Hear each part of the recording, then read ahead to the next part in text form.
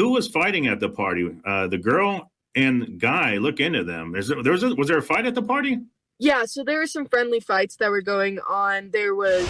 Scott, what do you got? All right. Most often we see that hair being pulled back like that. It's when someone is you're talking to them and they're getting in trouble, or there's something happened. Let's say it's a card game, or they're doing something where it's getting intense, and women quite often will do this with their hair and pull their hair back and get some of the heat out that way. And I think that's what she's doing at this point. She's talking about fighting. So apparently that was a pretty big deal that went on, because I've never been to parties where they're boxing. They're calling somebody out and having putting on gloves and boxing. I've seen people, go at it, but not boxing. So I think maybe that is why she's heating up a little bit and pulling the hair away from her face to cool down a little bit, get rid of some of that heat.